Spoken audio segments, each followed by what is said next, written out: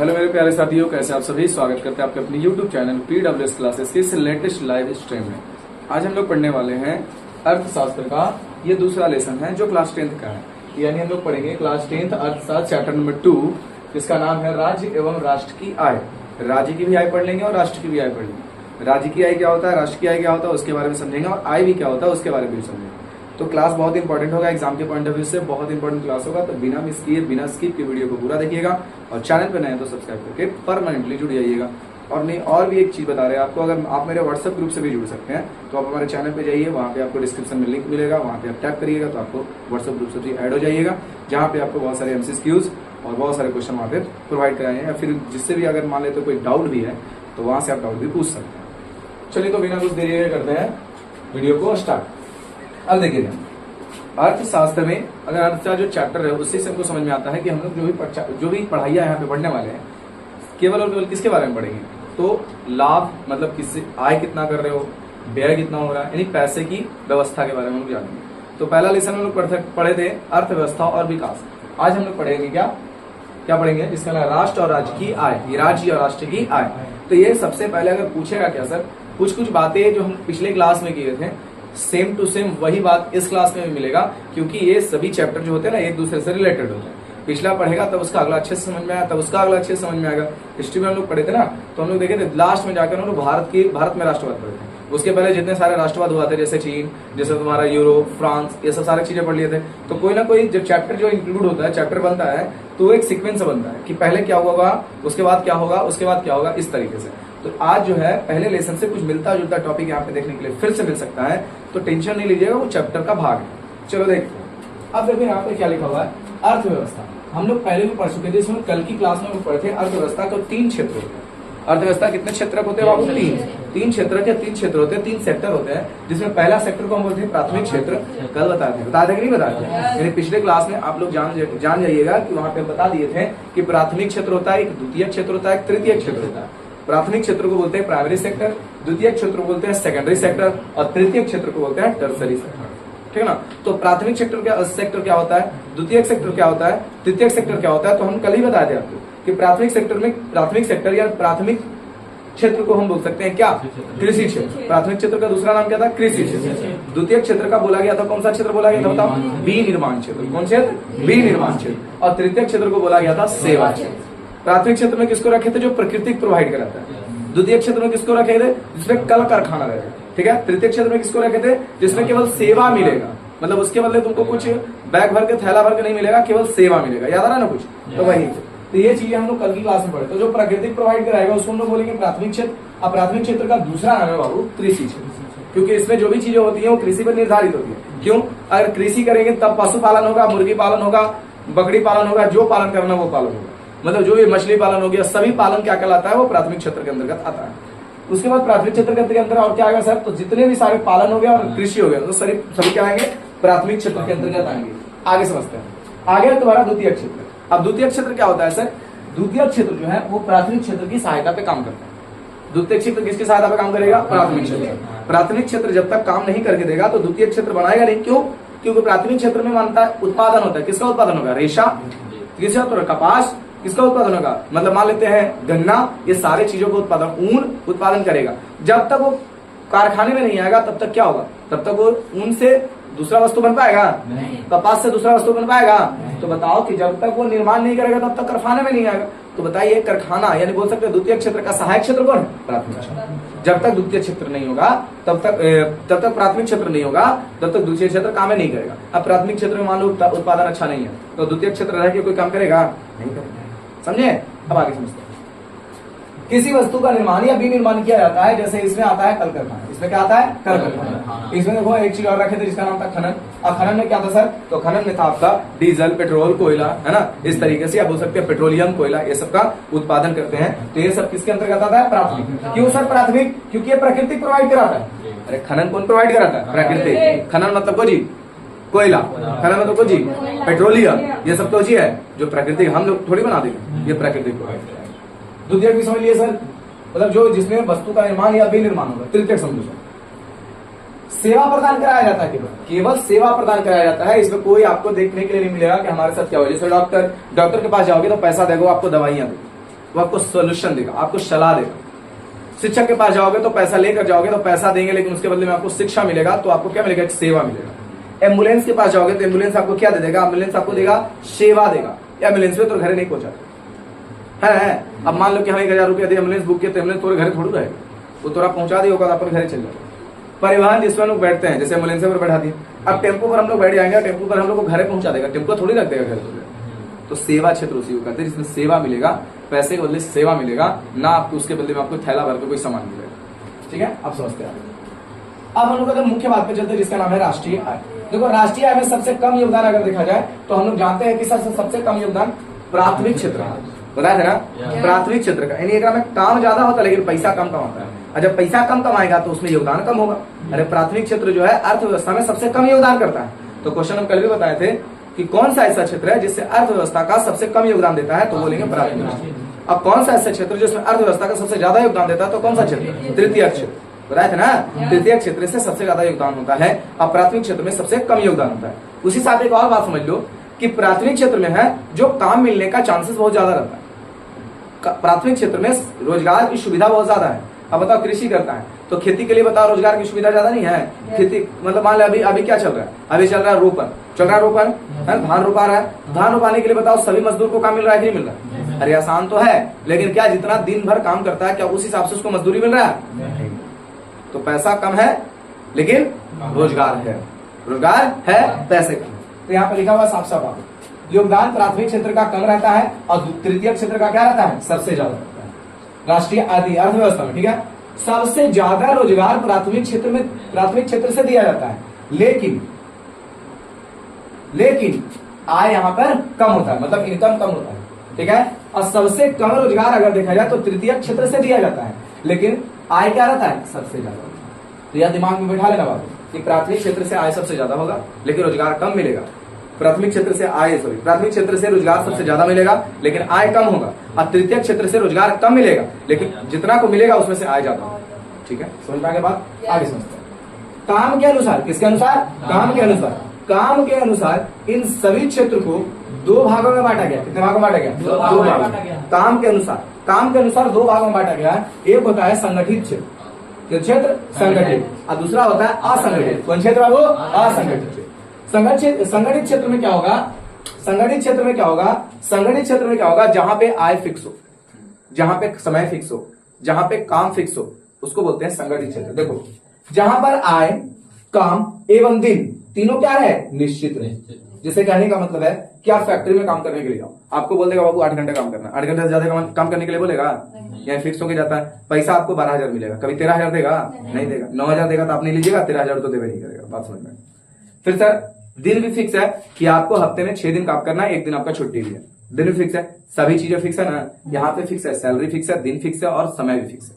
8 घंटे काम करने हैं, हफ्ते में 6 दिन काम करने हैं और आपको 12,000 रुपए दिया जाएगा। इसमें कोई चीज ना बढ़ेगा ना घटेगा। ठीक है, ये निश्चित होता है। तो वैसे क्षेत्रों को बोलते हैं संगठित क्षेत्र। उसमें क्या आता है बाबू? नौकरी। जहां पे हम लोग नौकरी करते हैं, जैसे नौकरी, कोई सरकारी नौकरी कर लिया, कोई प्राइवेट नौकरी कर लिया, कोई भी नौकरी कर लिया, जो नौकरी करता है उसको समय फिक्स रहता है कि इतने देर आपको काम करना है, तो वो फिक्स रहते हैं सर। तो नौकरी जो भी करता है वो कौन होता है बाबू? उसको हम रखते हैं संगठित क्षेत्र। असंगठित क्षेत्र में क्या रखेंगे सर? आय, समय और दिन तीनों निश्चित नहीं होगा, तीनों फिक्स नहीं होगा। जैसे अपना काम हम कोई कर रहा है, जैसे हम अपना काम कर रहे हैं, हम अपना काम करें तो बताओ कोई समय फिक्स है? नहीं है। तुम अपना कोई काम करो, समय फिक्स है? नहीं है। कभी तुम 3 घंटा काम करेगा, कभी 6 घंटा काम करेगा, कभी 1 घंटा काम नहीं करेगा, तो समय फिक्स नहीं है। दूसरी चीज, जब समय फिक्स नहीं रहेगा तो दिन भी फिक्स नहीं है। हम हफ्ते में 5 दिन दुकान खोलेंगे, हम हफ्ते में 2 दिन दुकान खोलेंगे, हम हफ्ते में 7 दिन दुकान खोलेंगे, दिन फिक्स है? नहीं है। इनकम भी फिक्स नहीं है। आज 2 रुपया कमाएंगे तो 10 रुपया भी कमा सकते हैं, परसों 11 रुपया भी कमा सकते हैं, एक आध दिन ऐसा होगा कि 2 रुपया कमा सकते हैं। तो कहने का मतलब है ना आय फिक्स है, ना दिन फिक्स है और ना समय फिक्स है, कोई भी चीज फिक्स नहीं है, उसको बोलते हैं असंगठित क्षेत्र। बात समझ में आ गया? जिसमें देखो सबसे बेस्ट एग्जांपल है क्या बाबू? अपना काम। ठीक है, अंतिम से यहां समझो सर, नोट पॉइंट। राष्ट्रीय आय होता क्या है सर? राष्ट्रीय आय होता क्या सर? राष्ट्रीय आय बोले राज्य की आय बोले, बात वही आ जाएगा। राष्ट्रीय आय की जगह राष्ट्रीय आय लगा दो और राज्य आय की जगह राज्य की आय लगा दो। राष्ट्रीय आय क्या है सर? एक वर्ष में, कितने वर्ष में? एक वर्ष में किसी देश के अंदर उत्पादित सभी वस्तु और सेवाओं का अंतिम मूल्य। सर ये अंतिम मूल्य का लोचा क्या है? अंतिम मूल्य का लोचा क्या है? अंतिम मूल्य क्या होता है सर? अंतिम मूल्य क्या होता है? सुनो ध्यान से, अंतिम मूल्य क्या होता है? अंतिम मूल्य बाद में समझाएंगे। सबसे पहले इसका पूरा एग्जांपल, पूरा इसका परिभाषा समझ लो। राष्ट्रीय आय का एक वर्ष में किसी देश के अंदर उत्पादित सभी वस्तुओं और सेवाओं का अंतिम मूल्य को हम बोलते हैं राष्ट्रीय आय। बात समझ में आया? अंतिम मूल्य को किसका बोलते हैं? राष्ट्रीय आय। तो अंतिम मूल्य क्या होता है सर? तो समोसा खाने क्या होगा?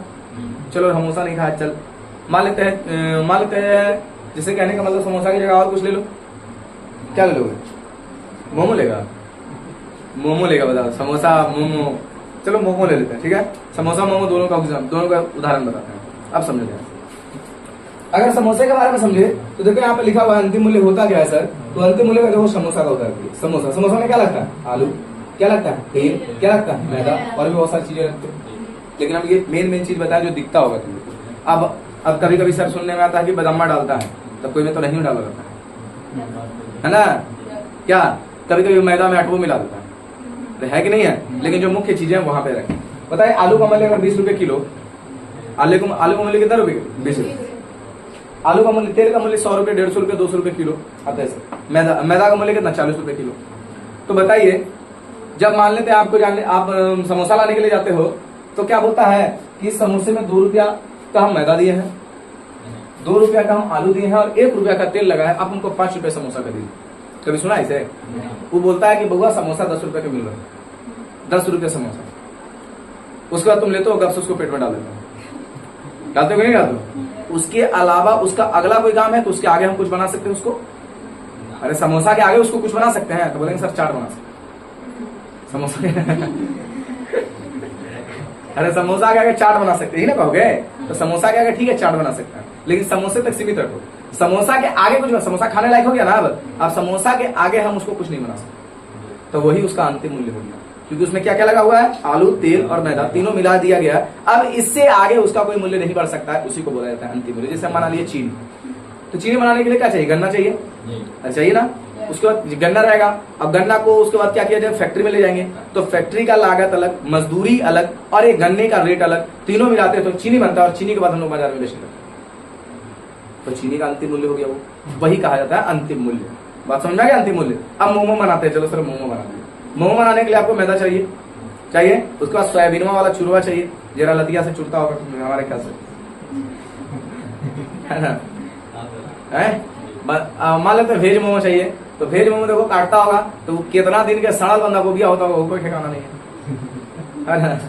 ऐसा नहीं कि हम नहीं खाते हैं, लेकिन कभी कभी हम खा लेते हैं। हम बता रहे बाबू कि उसका मतलब इतने सारे जो चीजें हम बता रहे हैं ना, इस चीजें पर हाइजीनिक पर कोई ध्यान नहीं रहता। आप इसका फैक्ट्री में जाके देखोगे जहाँ पे मोमो तैयार होता है, उसका हाइजीनिक पर कोई ध्यान नहीं रहता। तो कृपया करके फास्ट फूड से दूर रहें। हाँ, कभी कभी मन के बहकावे में आए तो कोई दिक्कत नहीं, अब डेली ओकरा मत लगा। कोई मन के बहकावे में डेली सर हमला चाहिए तो डेली मोमो। कौन मोमो? तो sir steam momo, fry momo. अरे फ्राई है ये कोई फ्राई मोमो होता है? स्टीम मोमो चाहिए और ओकरा में चटनी चाहिए, कौन वाला? मिचैया वाला। खाए घड़ी तो बहुत अच्छा लगता है, लेकिन पेट के लिए कितना खराब है समझते हैं? खाने के लिए चले खा लिए, लेकिन आप 1 से 1.5 घंटे बाद देखिएगा पेट पूरा लहरने लगेगा, लहला करता है, लगता है कि आग लगी है पेट में। उसके बाद आप कहोगे सर मम्मी पेटवा दर्द करी था, इतना करता करना करते रे। पेट को चाहिए जितना आप देना, जितना उसकी क्षमता उससे अधिक उसको दे दिया है क्या नुकसानदायक पदार्थ। अरे वो भी एक प्रकार का थैली है एकदम लचीला। अब बताओ उस पे जाके ढेर सारा प्रहार कर दोगे तो दिक्कत ना हो जाएगा? आप तो मुंह पर 4 थाप मारते तो कैसा लगता? सहे क्या एक था देखिए दिल के एक थाप मार ली, जैसे वो दिन देखो दे दिया, एक थाप में अस्थिर हो गया, बेचारा को लग गया ना। तो उसके अब दूसरा का लगता तो दिक्कत होता कि नहीं होता? तब बताओ कि दूसरा का लगता तो दिक्कत हो जाता उसको, ठीक है? अब मान लेते एक मैं इस रतिया का मार दे, मान लिया खाक थाप खींच के, आप बताओ कि उसको सहने का क्षमता वही है, दूसरा मारेगा तो गिर जाएगी।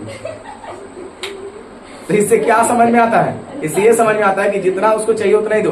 तो मोमो हो गया, जितना भी फास्ट फूड है वो दिक्कत है, ठीक है? आप सुने होंगे, एक बार समझाते, बर्गर का प्रचार देखे हो करते हुए, तो बर्गर का प्रचार जो करता है तो बर्गर खाता जरूर है, तो मतलब प्रचारवा में काटता जरूर है, लेकिन उन्हें जाके फेंकियो देता है।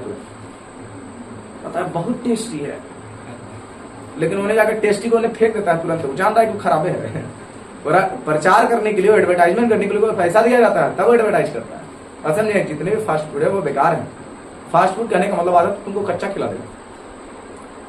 क्या खाने के लिए जाते हो सर? जिसको बोलते हैं मंचूरियन, जाते हो खाने के लिए, 5 मिनट में आपको मंचूरियन तैयार। 5 मिनट में कौन पेशेंट खाना है कि तैयार होगा? तैयार होता है ना, 5 मिनट से ज्यादा नहीं लेगा मंचूरियन तैयार। और जानते हो कैसे? कलर बनाने के लिए करिया करिया पदार्थ डालता है, देखा है? सबसे घारे पदार्थ वही है। चाउमीन खाने के लिए जाते हो तो चाउमीन खाने के लिए जाते हो तो उसमें करिया करिया डालता है रंग लाने के लिए, ठीक है, जानते हो ना? तो एकदम बेकार पदार्थ है। फास्ट फूड से दूर रहे।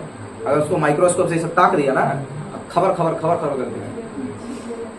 अब वो जैसे तो सर आप तो बोले हैं सर कि कोई लाभदायक होता है, तो लाभदायक होने वाला ना लाभदायक, दहिया वाला खाओ।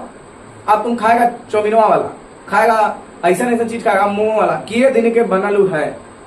एक दिन के अगर रोटी तुमको मिल जाए बासी तो है मम्मी नहीं खाए, और मोमो अगर 50 दिन के है तो अल्लाह में चाय चटनी बोल के गप पेट में। अब समझ सकते यहाँ पे, ठीक है? बस यहाँ पे यही बातें होता है।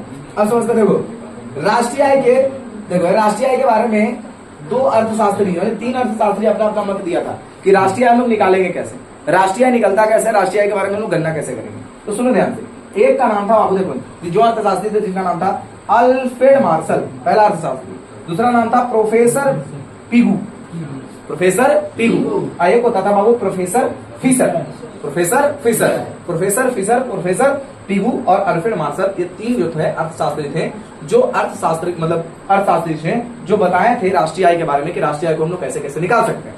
अब देखो, जो अल्फ्रेड मार्शल जो थे वो बताए थे क्या कि श्रम मतलब काम जो करते हैं, श्रमिक हो गए, श्रम हो गए, और साथ साथ उसकी पूंजी, वो दोनों को जोड़ दोगे तो क्या निकलेगा आपके पास निकलेगा वस्तु और सेवा, ठीक है? श्रम करोगे तो मतलब काम करोगे तो आपको वस्तु का निर्माण होगा ना, और उसके बाद देखो पूंजी लगाओगे तो क्या होगा, उससे कुछ सेवा मिलेगी। तो ये दोनों क्या रहेगा, उन दोनों से निकलेगा हमारा वस्तु और सेवा निकलेगा, और यही हमारा राष्ट्रीय है। इससे हम लोग राष्ट्रीय की गणना करते हैं। दूसरा नाम था प्रोफेसर पीगू जो थे, वो क्या किए, बोले प्रोफेसर की विदेश से, कहां से, विदेश से प्राप्त आय। कहने का मतलब है कि ये जो आय तुमको नजर आ रहा है वस्तु और सेवा, मतलब ये जो दोनों चीज लगा के वस्तु और सेवा प्राप्त हुआ है, तो वस्तु और सेवा में हम क्या जोड़ देंगे, विदेश से जो प्राप्त आय होगा। सर विदेश से कैसे प्राप्त आय करेंगे?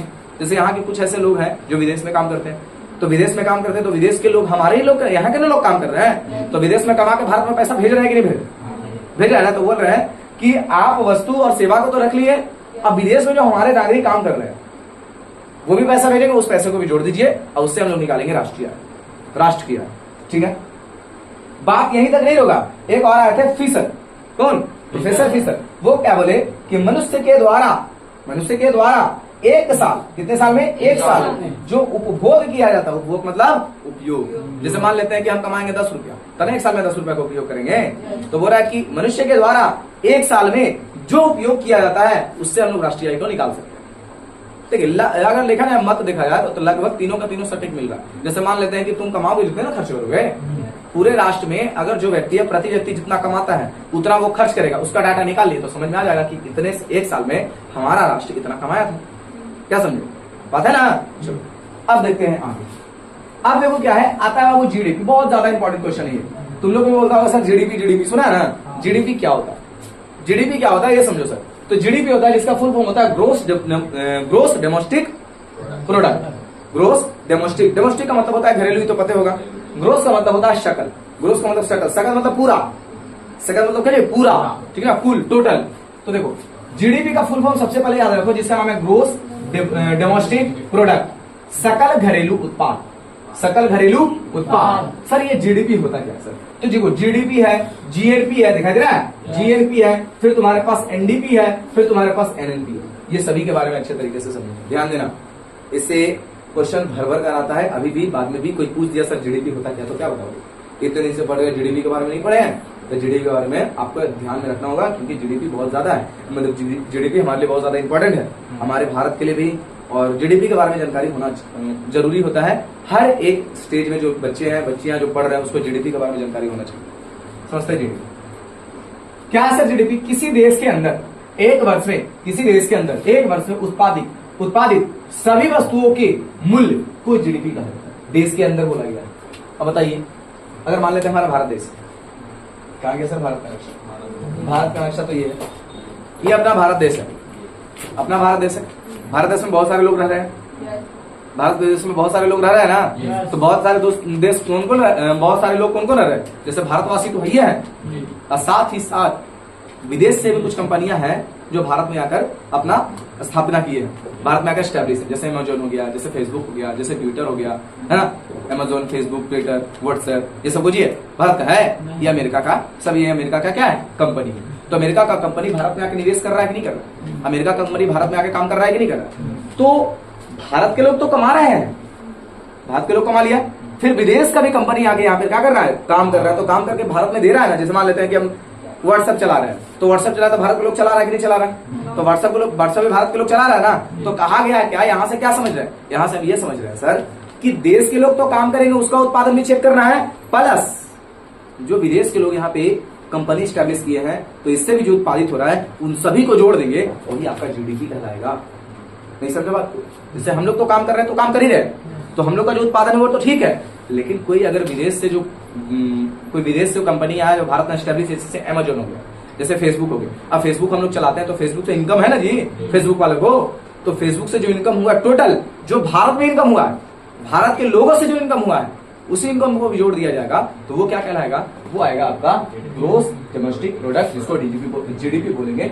किसी देश के अंदर, जरूरी नहीं है भारत में, जरूरी नहीं है ये भारत में, अमेरिका में भी कुछ लोग हैं जो, अमेरिका में कोई जरूरी है कि खाली अमेरिका का फैक्ट्री है, क्या अमेरिका का कंपनी है, कहीं और भी कंपनी जो अमेरिका में निवेश कर रहा होगा, तो अमेरिका की जीडीपी कैसे निकालेंगे, अमेरिका के लोगों काम कर रहे हैं, वो बाहर वाला नहीं, जैसे भारत में काम करने वाला, भारत के कुछ ऐसे लोग हैं जो भारत में भी काम कर रहे हैं, अब भारत के कुछ ऐसे लोग जो विदेश में भी काम कर रहे हैं, विदेश वाला नहीं जुड़ेगा, भारत के लोग होना चाहिए, भारत के अंदर काम करने वाला होना चाहिए, भारत के जो लोग है वो बाहर काम कर रहे हैं, उसका पैसा नहीं जुड़ेगा, ये दिमाग में बात मतलब अटका लो, केवल देश का ही पैसा जुड़ेगा, अपने देश में जो काम हो, जैसे भारत में आप रह रहे हो ठीक है, अगर भारत से आप बाहर चल गए तो आपका पैसा नहीं जुड़ेगा, वो जीडीपी कह रहा है, जीडीपी में केवल भारत का पैसा जुटेगा, मतलब मान लेते हैं अपने देश का पैसा जुटेगा, जिस देश का जीडीपी निकालना होगा उस देश में जितना इनकम हुआ है, बाहर से कितना है उसका नहीं, उसका कोई हिसाब किताब नहीं, बाहर में जो है बाहर चल जाओ, उसका कोई हिसाब किताब नहीं, उसको बोलते हैं जीडीपी। अगर अमेरिका का है तो अमेरिका देश में जो लोग रह रहे हैं वो कितना कमाए, जो कंपनियां हैं अमेरिका में, बाहर का कंपनी लेकिन अमेरिका में स्टैब्लिश है, वो कितना कमाया है, उन सभी को जब जोड़ेंगे तो वो आपका कहलाएगा जीडीपी। बात समझ में आया? देखो साफ साफ लिखा हुआ है, किसी देश के अंदर, किसी देश के अंदर एक वर्ष में उत्पादित सभी वस्तुओं का मूल्य, ये मूल्य को हम लोग बोल सकते हैं अंतिम मूल्य, कोई मूल्य बोल सकते हैं, अंतिम मूल्य क्या कहलाता है, जीडीपी। जैसे तो क्या लिखा लेगा वो फेसबुक, फिर लिखा है व्हाट्सएप, ये दोनों जो कमाएगा भारत के अंदर, अपने देश की बात बता रहे, फेसबुक व्हाट्सएप, ये दोनों जो भी लोग कमाएंगे, मतलब इससे जो भी इनकम होगा उसको भी जोड़ना है, और देश का कुल आय जो हम लोग कमा रहे हैं उसको भी जोड़ना है, बाहर का नहीं जोड़ना है, जो भारत से कमाई हो उसको बोलते हैं जीडीपी। बात समझ में आ गया? अब आता है यहाँ पे जीएनपी। जीएनपी क्या होता है सर? जीएनपी क्या होता है, बस यहाँ पे कुछ नहीं है, यहाँ पे क्या करना है, जो विदेश वाला कंपनी जो यहाँ पे काम कर रहा है उसको निकाल दो, और जो बाहर में हमारे नागरिक जो काम कर रहे हैं उसको जोड़ दो, हो गया जीएनपी। ज्यादा कुछ नहीं सोचना। विदेश वाला जो कंपनी भारत में स्टैब्लिश है, जैसे मान लेते हैं व्हाट्सएप, ये जो आई किया उसको हटा दो, फेसबुक आई किया हटा दो, और बहुत सारे अमेजोन आई किया वो हटा दो, इन सभी को कर दो हटा, इन सभी के जो भी आए हैं, जो भी इनकम है उसको हटा देना है, और उसके बाद हमारे जो लोग हैं जो विदेश में काम कर रहे हैं उनके आय को जोड़ दो, वो आपका कहलाएगा जीएनपी। देखो यहाँ लिखा हुआ साफ साफ, क्या लिखा है, ग्रोस नेशनल प्रोडक्ट। जीएनपी का फुल फॉर्म क्या हो जाएगा, ग्रोस नेशनल प्रोडक्ट, सकल राष्ट्रीय उत्पाद। राष्ट्रीय उत्पाद मतलब जो राष्ट्र के लोग हैं वही उत्पाद करेंगे, अरे राष्ट्रीय उत्पाद मतलब राष्ट्र के लोग हैं जो उत्पाद करेंगे। अब देखो यहाँ से, यहाँ पर घरेलू है तो घर का उत्पादन करेगा। अब देखो यहाँ पे जीडीपी में से, जीडीपी में से कहने का मतलब इसमें से, ये ना जीडीपी है जी, जीडीपी मतलब कुछ जी, जो इंटरनेशनल हो गए मतलब जो विदेश की कंपनी है उसको भी जोड़ेंगे और देश वाला भी जोड़ेंगे। तो जीडीपी में से विदेश के कंपनी द्वारा कमाया गया आय को हटा दो, विदेश के कंपनी मतलब इस दोनों का जो आय है उसको क्या कर दो ना, हटा दो, और देश के कोई नागरिक, देश का कोई नागरिक का विदेश से प्राप्त किया गया आय को क्या कर देना, जोड़ दो। वो क्या कहलाएगा, जीएनपी कहलाएगा। तो जीएनपी कहलाएगा। अब जीएनपी से बनता देखो यहां पर क्या हो जाएगा सर जीएनपी में, तो जीएनपी इज इक्वल टू आप लिख सकते हो जीडीपी माइनस क्या हो जाएगा, फेसबुक प्लस व्हाट्सएप। अगर हम दो को रखें ऐसे अमेजोन दिया जाए, इसको माइनस कर दो, प्लस विदेश से कमाया गया धन, विदेश हमारे नागरिक जो विदेश से कमाएंगे उसका धन, सबको जोड़ देंगे, आंसर आ जाएगा। समझे बात को? अब देखो यहाँ पे एनडीपी का मतलब क्या होता है सर, नेट डोमेस्टिक प्रोडक्ट। अब देखो नेट डोमेस्टिक प्रोडक्ट मतलब हम लोग कोई सामान क्रिएट किया, तो कोई जरूरी है कि 100 को बनाया तो 100 का 100 सही होगा? 100 में से 80 सही हो सकता है, 20 खराब भी हो सकता है। तो नेट डोमेस्टिक प्रोडक्ट क्या होगा? वही सामान जिसका हम उपयोग कर पाए, जो नष्ट हो उसको हटा देंगे, वही हो जाएगा नेट डोमेस्टिक प्रोडक्ट। देखो, शुद्ध घरेलू उत्पाद, शुद्ध मतलब सही, ठीक है, शुद्ध घरेलू उत्पाद, इससे ही समझ में आना चाहिए। जीडीपी में से, मतलब ये जीडीपी जो हम उत्पाद किए उसको, जीडीपी में से घिसावट या इसको बोलते हैं बेकार को हटा दिया जाए तो क्या कहेंगे उसको? एनडीपी कहेंगे। जीडीपी में से जो खराब हो गया उसको हटा दिया जाए, जो घिसावट है, जो बेकार है, उसको हटा दिया जाए तो वो कहलाएगा एनडीपी। क्या कहलाएगा? एनडीपी, जिसको बोलते हैं नेट डोमेस्टिक प्रोडक्ट। उसी प्रकार आता है एनएनपी, नेट नेशनल प्रोडक्ट। तो बोलेंगे बाबू इसमें से जो बेकार है उसको हटा देंगे, तो जीएनपी में से घिसावट सामान को हटा देंगे तो क्या कहलाएगा? एनएनपी कहलाएगा। एनएनपी कहलाएगा। बात समझ में आया? अब देखो, प्रति व्यक्ति आय, प्रति व्यक्ति आय, तो प्रति व्यक्ति आय कैसे निकालेंगे बाबू? Net national income, net national income, कुल राष्ट्रीय आय, कुल राष्ट्रीय आय, नेशनल इनकम ऊपर में रहेगा कुल राष्ट्रीय आय। हम कल भी बताए थे प्रति व्यक्ति आय कैसे निकाले थे? कुल राष्ट्रीय आय, जो राष्ट्र पूरा मतलब एक साल में जो पूरा राष्ट्र कमाया वो, और टोटल जनसंख्या से भाग दे देंगे, वो हमारा निकल जाएगा प्रति व्यक्ति आय। नहीं निकाले थे कल? जैसे मान लो 100 रुपया हम मान ले कमा रहे हैं, मतलब पूरे देश का अगर मान लेते कि 100 रुपया इनकम है एक साल का, अब उस देश में 5 नागरिक रह रहे हैं तो प्रति व्यक्ति आय कितना होगा? 20-20 रुपए भाग दे दिया ना। टोटल इनकम में से व्यक्ति कितने हैं सर? 5, उसको भाग लगा देंगे, आ जाएगा तुम्हारा क्या? प्रति व्यक्ति आय। अब देखो क्या होगा सर, यहाँ पे लिखे राष्ट्रीय आय में राष्ट्र की कुल जनसंख्या से क्या कर देना है? भाग देना है। राष्ट्रीय आय में किससे भाग देना है सर? राष्ट्र की कुल जनसंख्या से भाग देंगे, हमारा प्रति व्यक्ति आय निकल जाएगा। 2013 के रिपोर्ट के अनुसार सबसे ज्यादा अगर प्रति व्यक्ति आय देखा जाए तो कहाँ का है सर? हरियाणा। कहाँ का है? हरियाणा। 2013-14 के रिपोर्ट के अनुसार, जीडीपी के अनुसार 2013-14 के रिपोर्ट के अनुसार अगर चेक किया जाए कि प्रति व्यक्ति आय अगर देखा जाए किस राज्य का सबसे ज्यादा है भारत में, तो हरियाणा का सबसे ज्यादा प्रति व्यक्ति आय आपको देखने के लिए मिलेगा, और सबसे कम अगर प्रति व्यक्ति आय देखने के लिए मिलेगा तो अपना बिहार। वो सब चीज में आगे, मतलब कम में अगर देखा जाए तो बिहार का नाम जरूर है। सबसे पहले भारत में प्रति व्यक्ति आय निकालने वाले जो मतलब क्या बोलते हैं उसको, जो प्रति व्यक्ति आय निकालने वाले जो व्यक्ति थे उनका नाम था दादा भाई नौरोजी। कब निकाले थे सर? 1868 ईस्वी। 1868 ईस्वी। और उस समय जो प्रति व्यक्ति आय था ना साल भर का, वो रुपया था एक व्यक्ति का? भैया एक साल में 20 रुपया कमाता था बाबू। का 1868 की बात कर रहे हैं? उस समय 20 रुपया का मान लो 20 लाख रुपया हो गया। 20 रुपया का मतलब क्या हो जाएगा? 20 लाख। 20 रुपया का मतलब उस समय का 20 लाख रुपया हो गया। अब सुनो, अब यहाँ पे एग्जाम क्वेश्चन बहुत ज्यादा पूछा जाता है, बोलेगा सबसे पहले प्रति व्यक्ति आय निकाले थे कौन? तो दादा भाई नौरोजी निकाले थे। कब निकाले थे? तो 1868 ईस्वी में निकाले थे। और उस समय प्रति व्यक्ति आय कितना रुपया था? 20 रुपया। कितने? एक वर्ष में एक व्यक्ति का एवरेज इनकम अगर निकाला जाए तो 20 रुपया कमाता था, जो उस समय का, आज के समय का वो कितने के बराबर था? तो 20 लाख रुपए के बराबर। नहीं लग रहा बताओ? 20 रुपया का उस समय वैल्यू था। 1868 की बात कर रहे हैं, आज की नहीं है। 1868 की बात कर रहे हैं लगभग, ठीक है ना सर? तो आप सोचो कि कितना, मतलब 20 रुपया भी बहुत ज्यादा था। आज अगर निकालेंगे तो देखिए क्या होता है 2013-14 के अनुसार। अब देखो 2013-14 के अनुसार देखो रिपोर्ट निकाला, सबसे ज्यादा किसका है? हरियाणा का है। अब देखो यहाँ से राष्ट्रीय आय का गणना करने का तरीका क्या क्या हो सकता है? राष्ट्रीय आय की गणना करने का तरीका क्या क्या हो सकता है? तो सबसे पहला तरीका उत्पादित गणना विधि। उत्पादित गणना विधि कहने का मतलब क्या? जितना उत्पादन हुआ है उसको हम लोग जोड़ देंगे तो वो भी राष्ट्र का आय। जैसे कहने का मतलब जो बना दिए वो राष्ट्र की आय ना है। तो जितना इनकम हुआ, जितना उत्पादित हुआ है उसका कुल मूल्य निकाल देंगे, अंतिम मूल्य निकाल देंगे, उससे भी हम लोग क्या निकाल सकते हैं? राष्ट्र की आय निकाल सकते हैं। दूसरा आय गणना विधि।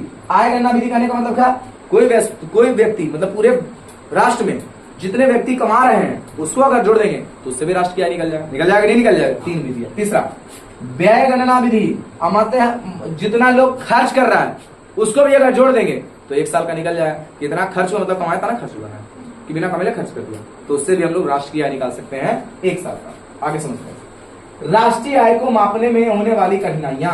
क्या क्या कठिनाई होगा? देखो क्या क्या। सबसे पहला पर्याप्त एवं विश्वस्त आंकड़ा का अभाव। आप समझते हैं सर विश्वस्त आंकड़ा क्या होता है सर? अब हम लोग आय, जातीय, आवासीय और आय बनाने के लिए जाते हैं ब्लॉक में। आय बनाने के लिए जाते हैं तो आप लोग क्या बोलते हैं सर कि हमारा इनकम है 5,000 रुपए एक साल। बताओ कौन ऐसा काम करता है 5,000 रुपए साल भर में कमाता है? 5,000 ने बताया कि हमारा आय इनकम बनी है सर 25,000 से नीचे की इनकम आय बना दीजिए। कोई बोलता है 50,000 से नीचे का आय बना दो। कोई व्यक्ति का बताओ कि 50,000 से मतलब 50,000 कमाएगा एक साल में? अरे एक साल में 50,000 कमाएगा? 10,000 का अगर इनकम देखा जाए, 10,000 अगर कमाता है तो 1,20,000 रुपया होता है एक साल। ठीक है। अब यू जब आय जातीयवासी आय बनाने के लिए जाएगा तो उसका जानते हो जातीयवासी आय निकालने के लिए बनाने के लिए तो बोलेगा ना कि हमारा आय बना दीजिएगा कितना के, तो हमारा आय बनाइएगा सर 20,000 के। एक साल में हम 20,000 कमाते हैं। अरे छोड़वा, तो एक साल में अगर 20,000 तुम कमाता है तो ये आंकड़ा किसके पास गया? सरकार के पास। और जब सरकार के पास गया तो सरकार एकरे अनुसार ना निकालेगा, तो एकरा से कठिनाई होगा कि नहीं होगा? तू कमाया कुछ, सरकार के पास आंकड़ा कुछ है, तो बताओ कि सही आंकड़ा निकल पाएगा? नहीं निकल पाएगा। अगला सवाल, दोहरी गणना विधि में परेशानी। यदि दोहरी गणना परेशानी, दोहरी गणना क्या होता है समझ में आता है? किसको समझ में आ गया दोहरी गणना? जैसे कहने का मतलब है कि कोई वकील है और वकील का इनकम है कितना हजार? 30,000। क्या रुपया है? 30,000। एक कर है कोई असिस्टेंट, मतलब मान ले तो कोई केस लिया तो केस लड़ कौन रहा है? वो वकील। उसमें सहयोग कौन कर रहा है? उसका असिस्टेंट। अरे पानी लाओ, अरे फाइल लाओ, अरे लाओ ही लाओ, उतना करे में 5,000 दे दिया। 30,000 की लिया और 5,000 उसको दे दिया। ठीक है, तो 5,000 दे दिया। तो बताओ कि 30,000 में से ना 5,000 दिया। ठीक है, 30,000 में से 5,000 दिया, लेकिन अगला आदमी क्या कहेगा? अगला आदमी को ही ना लग रहा है कि 30,000 कौन लिया? वकील लिया। अब 5,000 कौन लिया? बोलिए रे, 5,000 का असिस्टेंट लिया। तो टोटल मिला के क्या हजार? सरकार की नजर में 35,000, लेकिन कम हुआ कितना हजार? तो बताओ गड़बड़ाया कि नहीं गड़बड़ाया मामला? अरे मामला नहीं गड़बड़ाया। जैसे हम क्या कहते हैं कि हम मतलब कोई काम करने के लिए होता है तो थर्ड पार्टी नहीं बोलता है कि हम लेंगे, मतलब थर्ड पार्टी बोलता है जी कि काम होगा कितना में? तो काम होगा 5 लाख। ठीक है, अब काम कितना हुआ सर? 4.5 में हुआ ना? 4.5 में, तो 4.5 में हुआ 50,000 थोड़ा बच गया, मान लेते 50,000 बच गया। तो अगला आदमी अगर जोड़ेगा तो बोलेगा 5 लिया 50 लिया, कितना हो गया? 5.5। लेकिन हुआ कितना? 5 का। अरे वेस्ट कितने का हुआ? 5 का। वही चीज यहाँ पे देखो, यहाँ अगर जोड़ा जाए तो 30 हम दिए थे वकील को, 5 दिया था असिस्टेंट, तो मिला जो होगा 35, लेकिन मिला कितना है सर? 30। किससे दिया? 30 में से 5 उसको दिया, तो 25 ना वकील को बचा। लेकिन वकील को जुट रहा है ना, वकील के आय में जुट रहा है ना कि तू 30,000 इस महीना में कमाया, तो भले तू बुढ़ा दो, उससे क्या मतलब? असिस्टेंट को नौकरी देने लगल है, लेकिन असिस्टेंट फिर भी 5,000 कमा लिया कि नहीं कमा लिया? उसके आय में जुटा कि नहीं जुटा? हाँ, तो इससे भी क्या होगा? दो बार गणना हो जा रहा है, 5,000 का हो रहा है ना। तो दोहरी गणना विधि उसी को कहते हैं। मुद्रा विनिमय प्रणाली। मुद्रा विनिमय प्रणाली क्या होता है सर? तो यहाँ पर कुछ ऐसे लोग हैं, कुछ ऐसे हैं जो देखो हम लोग सामान खरीदने के लिए जाते हैं, तो आज भी क्या करते हैं सामान खरीदने के लिए? आज देहात में भी देखते हैं कि 5 रुपया का अगर सामान खरीदना है तो पैसा आपके पास अगर नहीं है तो चावल ले जाके दे दो। बात समझ में आया? चावल ले जाके दे दो, आपको सामान मिल जाएगा। ये सामान के बदले सामान। आज भी देखो ना, कजी बोलता है रे, कजी बोलता है रे, आलू धान से, तो प्याज धान से, है ना, हरी धान से, तो चूड़ा धान से। कुछ दिन बाद आएगा, है ना, सब धाने से दे देगा लड़की, सब धाने से।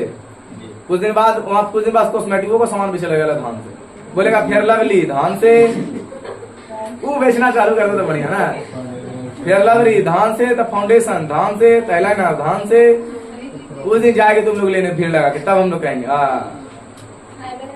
नहीं। हाँ, वो तो रुको ना, वो समय आ गया जल्दी। वो धान से, सब धान से बिकेगा। ठीक है, तो बताओ क्या हुआ कि हम लोग ले जाके क्या दिए? धान।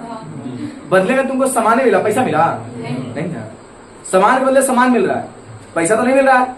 तो बताओ एक से क्या होगा? मुद्रा विनिमय प्रणाली में मतलब मुद्रा का आदान प्रदान नहीं ना हो रहा है कि वो कितना कमाए, कितना मतलब एग्जैक्ट तुम निकाल सकते हो।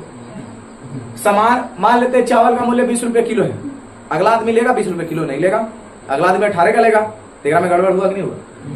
तुम अगर लाता 20 रुपया तो 20 रुपया उसको देता, तो 20 रुपया तुम्हारा से निकला, अब 20 रुपया वो लिया, तो मतलब ये होगा बैलेंस शीट हो गया। तो साफ साफ झलक रहा है कि इतना उसका व्यय हुआ, अब अगला कितना आय हुआ, झलक रहा है। उससे हम लोग रिपोर्ट भी निकाल सकते हैं। लेकिन अब सामान्य में दे दिया तो अगर कार रेट है कौन जानता? आज कुछ है, कल कुछ है, परसों कुछ है। लेकिन पैसा का वैल्यू आज 20 रुपए तक 20 है, थोड़ा ना 2 लाख रुपया। अब बोलेंगे सर हम लोग जमा कर देंगे सर LIC, कहाँ नहीं जमा होगा?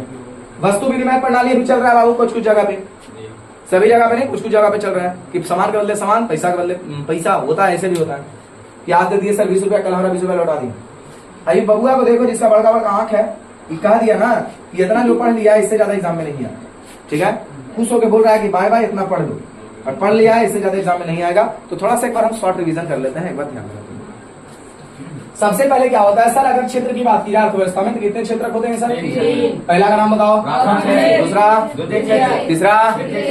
चल प्राथमिक क्षेत्र मतलब कौन क्षेत्र होता है बाबू? प्राथमिक क्षेत्र को क्या बोलेंगे? कृषि क्षेत्र। द्वितीय क्षेत्र को क्या बोलेंगे? कल कारखाना वाला, मतलब विनिर्माण क्षेत्र। और तृतीय क्षेत्र को क्या बोलेंगे? दोनों कंट्री नहीं, पगलिया के लगता है दिमाग में, एक का बगलवा में है जो मुंह पर झांकी तरफ की है, नहीं ना लगे सर दर्द दे रहा था। सर तो हम है, दर्द किस रहे हम ही करते हैं। डॉक्टर आ जाता है, शिक्षक आ जाता है, परिवहन आ जाता है, तो तृतीय क्षेत्र में आ गया सर। राष्ट्रीय आय, देखो राष्ट्रीय आय क्या होगा? सबसे अगर कम देखा जाए राष्ट्रीय आय तो किससे निकलेगा? कौन से क्षेत्र से? तो प्राथमिक से। सबसे ज्यादा राष्ट्रीय आय किससे निकलेगा? तृतीय क्षेत्र से। सबसे ज्यादा रोजगार किससे मिलेगा? प्राथमिक में। और सबसे कम रोजगार किसमें मिलेगा? तृतीय में। सबसे ज्यादा आय किससे है? तृतीय से। सबसे कम आय किससे है? बात समझ में आया ना? अब देखो काम के अनुसार कितने क्षेत्र में बांटा गया? 2 क्षेत्र। एक होता है संगठित क्षेत्र, दूसरा कौन क्षेत्र? संगठित क्षेत्र में टाइम क्या रहता है? फिक्स रहता है, समय फिक्स रहता है, निश्चित रहता है, फिर तुम्हारा पैसा भी फिक्स रहेगा, जैसे में नौकरी आ जाएगा। असंगठित में क्या रहेगा? जिसको कुछ चीज कुछ फिक्स नहीं है, ना काम फिक्स, ना समय फिक्स, ना पैसा फिक्स, ठीक है, और उसको बोल सकते हैं अपना, बोल सकते हैं ना। राष्ट्रीय आय होगा क्या सर? तो एक वर्ष में किसी देश के अंदर उत्पादित सभी वस्तुओं का और सेवाओं का अंतिम मूल्य, अंतिम मतलब लास्ट वाला मूल्य, उससे आगे उसका मूल्य नहीं हो सकता है, उसको बोलेंगे राष्ट्रीय आय। जैसे में समोसा का मूल्य आगे हो सकता है कुछ हो, अब समोसा वो बन गया, वो पेटे में जाएगा, ओकरा से ज्यादा कुछ नहीं, ठीक है। समोसे में 4 दिन वाला तेल और है, ओकरे में छाम देगा, वो एकदम क्रंची लगता है खाने ना।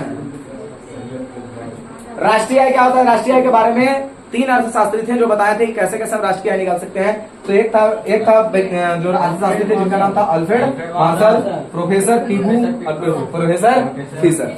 आते हैं सर जीडीपी के बारे में। तो जीडीपी हम क्या बताए थे? जीडीपी हम ये बताए थे कि जो देश में कमाएगा वही,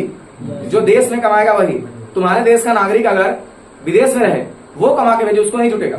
जो देश में, भले वो विदेश का कंपनी भारत में है, विदेश का कंपनी आपके देश में है, तो उसका उत्पादन जुटेगा, आप कमा रहे उसका उत्पादन जुटेगा, वो कहलाएगा जीडीपी। आपके अगर यहाँ के नागरिक कहीं और रह रहे हैं, उसका कमाया वो नहीं जुटेगा, ठीक है, वो जीडीपी कहलाएगा। जीएनपी क्या कहलाएगा? तो जीएनपी जो देश में कमाएगा वो जो देश का नागरिक होना चाहिए, केवल देश का नागरिक होना चाहिए, भले वो बाहर में रह के कमाए, तो बाहर में रह के कमाएगा आपके देश का नागरिक, उसका पैसा जुटेगा। लेकिन भारत में अगर कोई विदेश का कंपनी है, वो जो कमाया है उसको हटा देंगे, वो आपका कहलाएगा जीएनपी। फिर आता है वो एनडीपी, मतलब जो आप उत्पादित किए हैं उसमें से जो खराब है उसको आप माइनस कर दो, वो जीएनपी कहलाएगा। मतलब जीडीपी में से जो बेकार पदार्थ है उसको बाहर निकाल दो, वो जीएनपी कहलाएगा। एनएनपी क्या कहलाएगा सर? तो जीएनपी में से जो खराब है उसको बाहर निकाल दो, वो क्या कहलाएगा? एनएनपी कहलाएगा। समझ में आया? बेकार सामान को आगे समझते हैं। प्रति व्यक्ति आय हम क्या बताते हैं? प्रति व्यक्ति आय में एक साल में कुल आय, कुल लिख दो ऊपर में, और नीचे बटा करके जितनी जनसंख्या उसको भाग लगा दो, वो प्रति व्यक्ति आय हो जाए। आते बाबू 2013 की रिपोर्ट के अनुसार सबसे ज्यादा अगर देखा जाए प्रति व्यक्ति आय अपने हरियाणा का था, और सबसे कम अगर देखा जाए तो प्रति व्यक्ति आय अपने बिहार का था। बहुत गर्व की बात है, आप लोग समझ लीजिएगा। सबसे पहले प्रति व्यक्ति आय निकालने वाले जो लोग थे उसका नाम था दादा भाई नौरोजी। 1868 ईस्वी के अनुसार हमारे जो भारत के, क्या बोल सकते हैं, भारत के सबसे मतलब भारत के प्रति व्यक्ति आय अगर देखा जाए एक वर्ष में तो क्या रुपया था? 20 रुपया, जो बहुत ज्यादा था उस समय के अनुसार। राष्ट्रीय आय का गणना करने का तरीका 3 हो सकता है। सबसे पहला हो सकता है सर उत्पादित गणना विधि, कितना उत्पादन हुआ उसको जोड़ दो, वो तुम्हारे राष्ट्रीय आय को बता देगा। आय गणना विधि, जितना तुम कमाए उसको जोड़ दो, वो राष्ट्रीय आय बता देगा। या फिर व्यय गणना विधि, कितना तुम व्यय किए हो उसको जोड़ दो, तो वो भी राष्ट्रीय आय को बताएंगे, क्योंकि तुम कमाए हो तब व्यय किए हो। राष्ट्रीय आय गणना करने में कठिनाइयां क्या क्या आएगा सर? जितना तुम कमाते हो उतना बताते किसी को नहीं हो, वो पहला दिक्कत हो सकता है। दो बार किसी पैसा को गिना जाता है, उसको दोहरी गणना विधि कहते हैं। जैसे कमाया कितना रुपया? 3000, और 3000 में 2000 किसी को बांट दिया, तो 3000 वो कमाया, वो अपने में जोड़ दिया 3000, और 2000 बोलेगा सर हमरो 2000 बचा है, तो मिला जुला के 32,000, लेकिन वो 3000 2000 5000 हुआ, 3000 मतलब कमाया, 2000 किसी को दे दिया, तो 3000 इसका भी जुड़ गया, 2000 क्या हजार हो गया 5000, लेकिन कमाया है 3000 ना, तो 3000 में से 2000 बांट दिया है, तो इससे दिक्कत हो जाएगा। फिर हो जाएगा मुद्रा विनिमय विधि। मुद्रा विनिमय प्रणाली मतलब कहने का मतलब क्या है कि आज भी कहीं कहीं ऐसे हैं कि वस्तु के बदले वस्तु मिल जाता है, पैसा का जरूरत वहां पे नहीं पड़ता। आप पैसे से वस्तु खरीदते हो लेकिन वस्तु के बदले कहीं कहीं वस्तु भी मिल जाता, तो इससे भी कठिनाइयां हो रही है सर, हो रही है। अब इसी के अनुसार हम लोग क्या कर लिए, ये अपना अर्थशास्त्र का दूसरा लेसन जिसका नाम था राज्य एवं राष्ट्र की आय। और राज्य की आय कैसे निकालोगे बता दो, जितना राज्य का कुल आय है 1 साल का वो जोड़ दो, और राज्य का कितना जनसंख्या उसको जोड़, उसको भाग दे दो, राज्य की आय निकल जाए। बात समझ में आया? राष्ट्र की आय में राष्ट्रीय जनसंख्या जोड़ना है, और राष्ट्र का कुल आय से राष्ट्रीय कुल आय को राष्ट्रीय जनसंख्या से भाग करेगा। राज्य की आय कैसे निकालोगे, तो एक वर्ष में राज्य का कुल आय उसको जोड़ दो, ऊपर लिख दो, और राज्य का कुल जनसंख्या है उसको से भाग लगा दो, वो क्या हो जाएगा सर, राज्य की आय निकल जाएगा। बात समझ में आया? तो ये जो चैप्टर था राष्ट्र और राज्य की आय वो आज समाप्त होता है। हम लोग अगला दिन पढ़ेंगे चैप्टर नंबर 3। धीरे धीरे करते करते हम लोग इसको भी समाप्त कर देंगे। एक दिन में एक लेसन शॉर्ट हो रहा है, तो जल्दी से इसको नोट लो।